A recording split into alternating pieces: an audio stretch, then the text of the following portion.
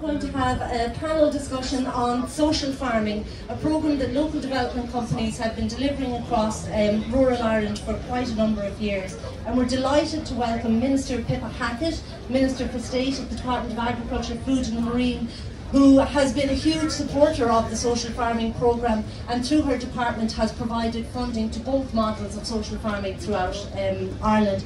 And we might just invite Pippa to say a couple of words, if you don't mind, just about your involvement in social farming and why you feel it's has an impact and it's important for your department. Thank you Sabina, and actually my first experience was in Mayo.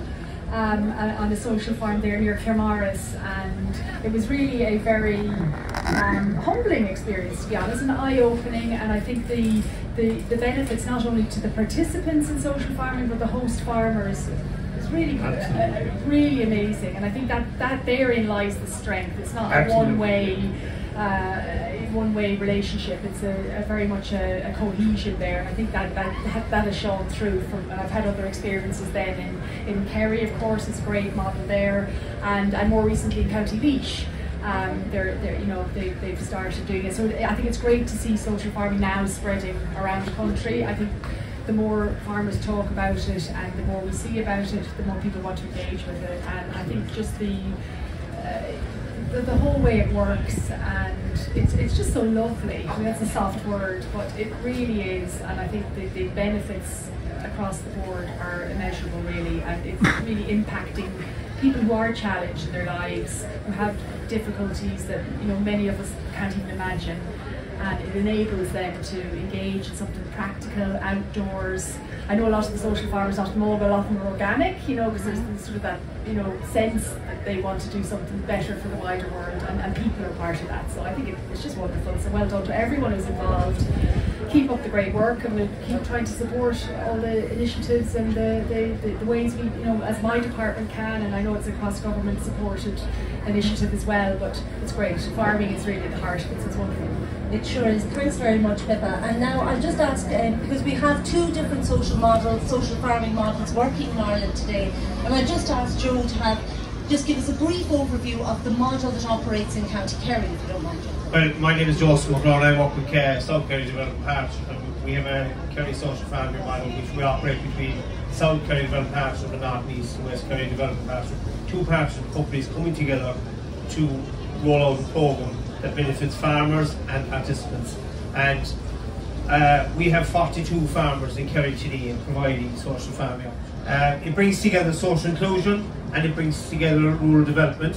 And of course, the most important people in the centre of the whole thing are the host farmer, Christy, and the participants. Now, what's different about the Kerry model and what makes it really unique is it's voluntary. The farmer doesn't get paid.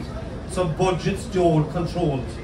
It's controlled by the farmer and the participant. We are there to facilitate it, and if we're ever taken out of the loop, it can always go on without us.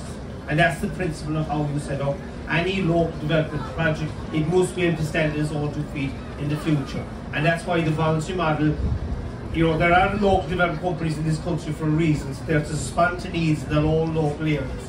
And there's 35 or whatever number of local development companies. There could be 35 models of social farming in this country. You should go out and do it whichever way it suits your local area to do. In Kerry, we love volunteering. We love helping people that need to be assisted in society, and people with disabilities now have an opportunity to get out on the farm. We want to have a social farm in every parish, a true farm in every parish, and gradually we're getting there. We have 2 facilitators, Rita Blake and John Lynch, and they're out there working to match people with disabilities with farms, with host farms.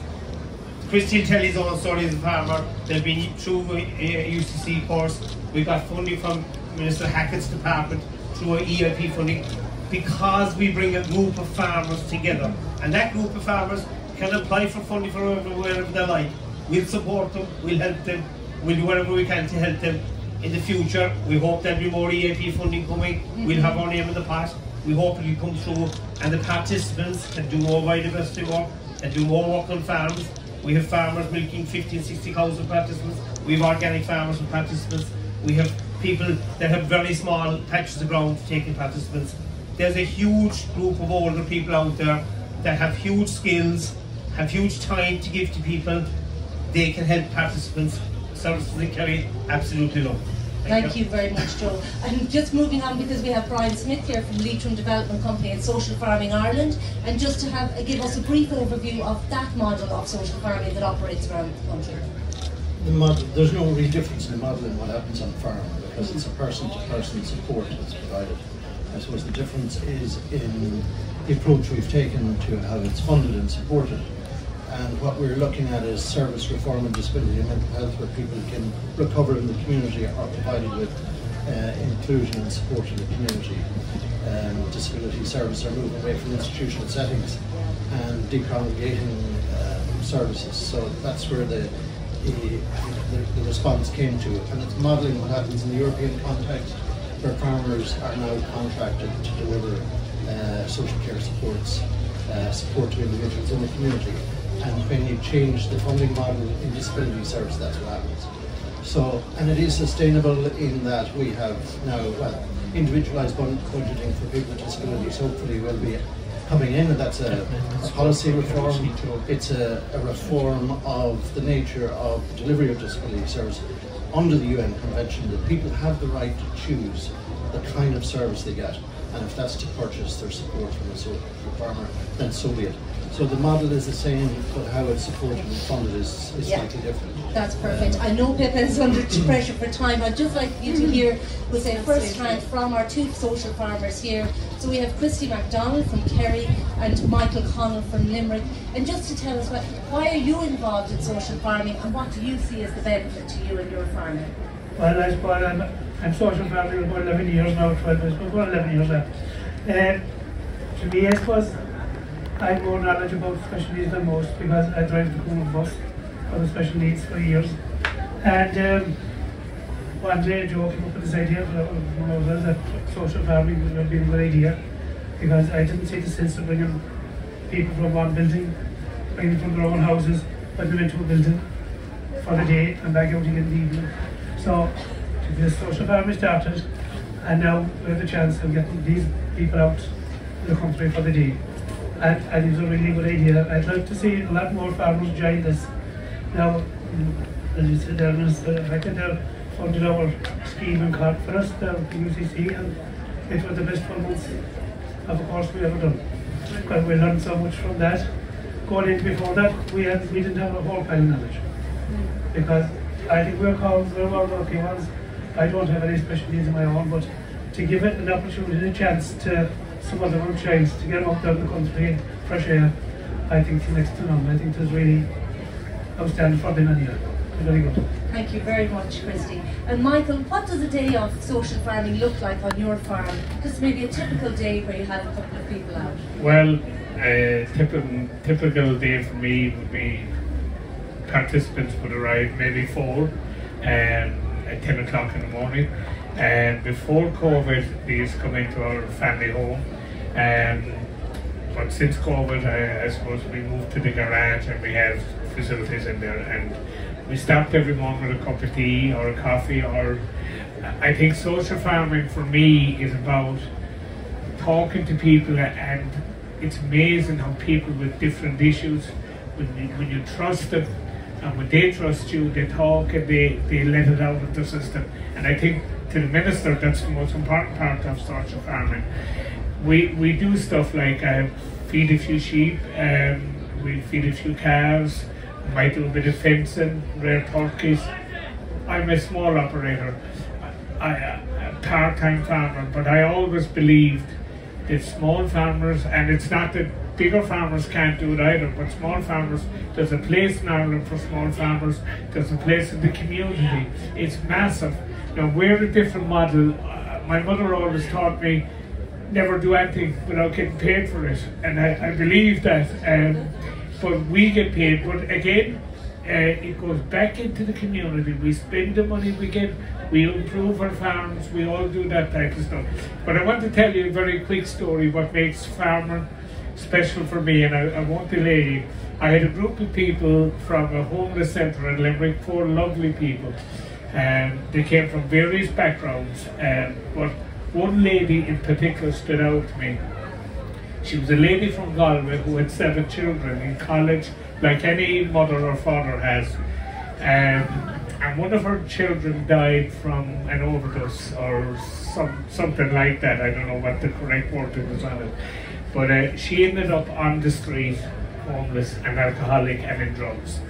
You know, she came to my farm in a group of 4, and after the second day she said to the guy that brought her, said, look, I'm not really interested in farming. He came back and said it to me. So I said to the guy, I said, look, would she come once more? And she did come back for one more day. And I said, what would you like to do? And she said, I'd love to make an apple tart. Right? So every day for the rest, every week for the rest of our placements, my 3 participants went out in the farmyard with the 3 lads. This lady made an apple tart, and when she had that done, she took the dog for a walk, and then she would sit out in the back until we arrived back, and she would be on the phone to one of her daughters. I mean, she was a homeless lady, but I suppose we forget about, we think different of homeless, but she was an ordinary woman that had 7 beautiful children. One of them died, and we got her back back into work. It was voluntary work, but we got her back into work in a restaurant, and to me, that was an achievement. Yeah. You know. And I think that is the value. You know, farming project. So in Kerry, where will people give a look? Social farming, Kerry Social Farming, how you get all the information on that. And Social Farming Ireland? Social Farming Ireland, if you Google it, you'll find out all the information. And I suppose just in addition to that, like, we're supporting the farmers, but we're also supporting that huge variety of people. I think there's 800 people have been on our social farms this year. And we have 150 farms active at the moment, and we're putting almost €1 million into those farmers' pockets this year from disability service, homeless service, and that's the state paying people for a very valuable support that helps people progress to a better life. Yeah, and it's a combination of farming new and opportunities for everybody, new issues. opportunities for farmers, new opportunities for these people to go out. Brilliant. Look, I want to thank Minister Hackett so much for coming by and taking part in our panel discussion and reiterating your support, Pippa, I will assume, for social farming into the future, and we are all looking forward to the next EIP announcement. So any day now we're ready for that. Thank you very much. Thank you very much. Thank you.